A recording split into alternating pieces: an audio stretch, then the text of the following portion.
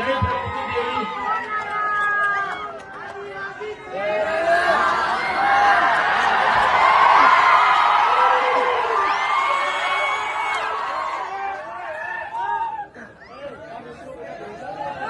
જય જોહાર, જય આદિવાસી, જય ગુરુ પ્રદેશ.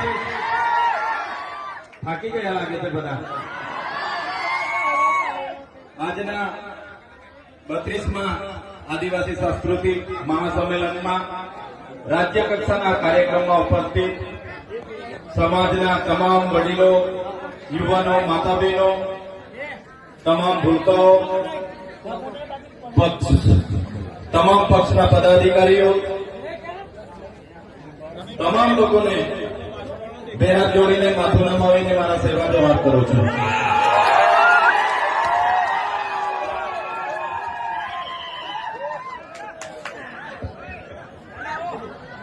સાથીઓ, આ 32મું આદિવાસી સાંસ્કૃતિક એકતા મહાસંમેલન છે. આપણા વડીલ શ્રી અશોક દાદા જેઓ એકતાનું પ્રતીક છે. ભાઈને તમારે સાંભળવાની વ્યવસ્થા બદલી રાખજો, પછી મારો વારો આવશે. પણ અહીંયા આવીને જોયું તો હું એકલો જ છું અને આપણા વિપક્ષના પૂર્વ નેતા સુખરામભાઈ રાઠવા આપણા વડીલ છે. તો સાથીઓ, આ સમાજનું મંચ છે, કોઈ પાર્ટીનું મંચ નથી. આદિવાસી એકતા પરિષદ છેલ્લા 32 વર્ષથી સમાજને જાગૃત કરવાનું, એક કરવાનું કામ કરે છે. આ સમાજનું મંચ છે. આજે મેં આ સમાજના મંચ પર ઉપસ્થિત થયો છું ત્યારે મેં કોઈ પાર્ટીના ધારાસભ્ય તરીકે નથી, પણ આદિવાસી સમાજના ધારાસભ્ય તરીકે, આદિવાસી સમાજના ધારાસભ્ય તરીકે અહીંયા મેં ઉભો છું. મારા જેવા બીજા પણ 26 ધારાસભ્ય આદિવાસીના જાતિના સર્ટી પરથી ચૂંટાય છે. એમને કોઈ પણ પાર્ટી ટિકિટ આપી દે કે મને પણ કોઈ પણ પાર્ટી ટિકિટ આપી દે, પણ મારી જાતિનું, આદિવાસી જાતિનું સર્ટી હું ફોર્મમાં નહીં મૂકું ત્યારે મારું ફોર્મ પાસ થવાનું નથી. એ લોકોએ ભૂલવું નહીં જોઈએ. એ બધા ચૂંટાયેલા પ્રતિનિધિઓ આ યાદ રાખવું જોઈએ. ત્યારે સાથીઓ, આજે 32મો આદિવાસી એકતા મહાસંમેલન છે, પણ મોડા ચાલુ થયા છે. હું વ્યક્તિગત માનું છું આજે 132મું સંમેલન થવું જોઈતું હતું, પણ મોડા આપણે જાગ્યા છે અને 32મું સંમેલનમાં આપણે ભાગ લીધો છે. એટલે બધાને અભિનંદન આપું છું અને રાષ્ટ્રીય કક્ષાના સંમેલનમાં પણ બધાએ આપણે જોવાનું છે. આજેથી આપણી પાસે એક અઠવાડિયાનો સમય છે. પીપલનેર ખાતે રાષ્ટ્રીય કક્ષાનું અધિવેશન મળવાનું છે. ત્યાં પણ આપણે મોટી સંખ્યામાં 100 લોકોએ ગુજરાતમાંથી ત્યાં જવાનું છે. સાથીઓ, આદિવાસી એટલે કોણ? આગળના વક્તાઓએ ખૂબ સારી માહિતી આપી છે. ત્યારે આદિ અનાદિ કાળથી વસનારો એટલે આદિવાસી હજારો વર્ષ પહેલાની આપણી સભ્યતા, આપણી સંસ્કૃતિ છે. સાથીઓ, આદિવાસી એ આ દેશનો મૂળ માલિક છે. આ પૃથ્વી પરનો સૌથી પહેલાનો કોઈ માનવી હોય તો એ આપણા આદિવાસી છે, એના આપણા પૂર્વજો છે. ધર્મ પૂર્વી આપણી સંસ્કૃતિ છે. સિંધુ ખીણની સભ્યતા હોય, મોહેંજો-દડો સંસ્કૃતિની વાત હોય તો એ આદિવાસી સંસ્કૃતિની સભ્યતા છે. સાથીઓ, આ સંસ્કૃતિ, આ સભ્યતા, આપણી રૂઢિ પરંપરાઓ, આપણી પ્રથાઓ, પૂજા વિધિ, આપણા રીત રિવાજો, આપણી રહેણી કહેણી, આપણી બોલી ભાષા, આપણા પહેરવેશ, આપણા વાજિત્રો, આપણા ઓજારો સચવાઈ રહેશે તે જ દિવસે આપણે આદિવાસી તરીકે બચી જઈશું. નહીં તો આવનારો સમય આપણા માટે કપરો સમય આવવાનો છે. આજે તમે જોઈ લો, આજે આપણા આદિવાસી પોતે આદિવાસી છે એ સાબિત કરવા માટે આજે મૂળ માલિકોને લાઈન ઉપર લગાડી દેવામાં આવ્યા છે.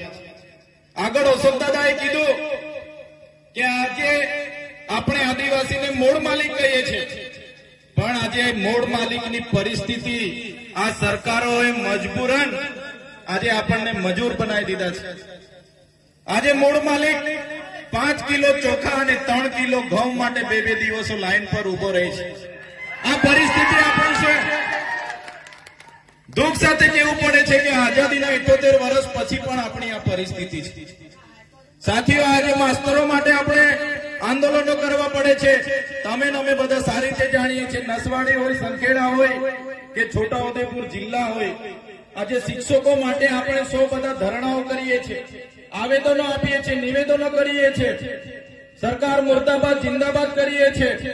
છતાં આપણા વિસ્તારમાં શાળાઓ નહીં હોય, શિક્ષકો નહીં હોય, તો આવી પરિસ્થિતિ આજે પણ આપણી છે. આ વરવી વાસ્તવિકતા છે. કેમ આ પરિસ્થિતિ આપણી બની છે? કેમ કે આપણે બધા પહેલા પક્ષ પાર્ટીમાં વેચાઈ ગયા છે, આપણે બધા ધર્મ સંપ્રદાયમાં વેચાઈ ગયા છે, આપણે બધા નાના મોટા સંગઠનો બનાવીને વેચાઈ ગયા છે. આપણામાં એકતા નથી. એટલા માટે જ આજે આદિવાસી સમાજની આ હાલત છે. સાથીઓ, દેશમાં 8% આદિવાસી છે. ગુજરાતમાં વાત કરું, આદિવાસી કોમ્યુનિટીની વસ્તી 15% છે. છતાંય આપણી હાલત આ પરિસ્થિતિ, આપણી પરિસ્થિતિ આ છે. આપણે બધાએ સ્વીકારવું પડશે. એમાં બધાની જ ભૂલ છે, બધાની જ આમાં ભૂલ છે. વધારે કોઈની ભૂલ હોય તો અનામત આદિજાતિની બેઠકો પરથી ચૂંટાતા ધારાસભ્ય અને સંસદ સભ્ય અમારા જેવા નેતાઓની પહેલી આમાં ભૂલ છે. અમારા જેવા નેતાઓ પોતાના સ્વાર્થ માટે, પોતાના પાર્ટી માટે સમાજને એકબીજા સાથે લડાવી રહેલા છે. પોતાની ટિકિટ માટે સમાજ માટે બોલતા નથી. પાર્ટી કે ત્યારે જ આંગળી ઊંચી કરવાની, સમાજ માટે ક્યારે કોઈ આવતું નથી. ત્યારે સાથીઓ, આપણે બધા હવે એક થવાની જરૂર છે. ચૂંટણીઓ તો આવશે ને જશે, ચૂંટણીઓ લડશું, જીતશું, બધું જ થવાનું છે. પણ જયારે આદિવાસીની વાત આવે તો બધી જ પક્ષ પાર્ટી, બધા સંપ્રદાયો, બધા સંગઠનો ઘરે મૂકીને બધા એક થવું જ પડશે, તો જ આદિવાસીનો ઉદ્ધાર થશે. સાથે આજે આદિવાસી વિસ્તારની વાત કરીએ. આગળના વક્તાઓએ કીધું કે અમારા કેવડિયામાં અમારી આ હાલત બનાવી દીધી છે. એવી જ રીતે નર્મદા ડેમના વિસ્થાપિતોની પણ આગળ મુલાકાતો કરી, એવી જ રીતના કડાણા વિસ્તારના વિસ્થાપિતોની પણ મુલાકાતો કરી, એ રીતના ઉકાઈ ડેમના વિસ્થાપિતોનો પણ આગળ અમે મુલાકાત કરી ચૂક્યા છીએ.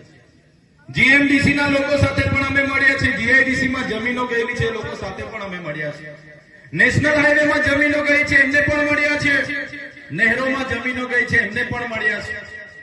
ત્યારે સાથીઓ, જ્યારે પણ પ્રોજેક્ટો આવવાના હશે, આવનારા ભવિષ્યમાં ભારતમાલા પ્રોજેક્ટ હોય કે ઝાલોદમાં એરપોર્ટનો પ્રોજેક્ટ હોય કે આ વિસ્તારના આંબા ડુંગરનો પ્રોજેક્ટ હોય, સરકારો આ મૂળ માલિકની કોઈ પણ જાતની પરવાનગી લીધા વગર બારોબાર એમના પ્રોજેક્ટો ચાલુ કરી દે છે. કેમ કે આજે આદિવાસી એક નથી.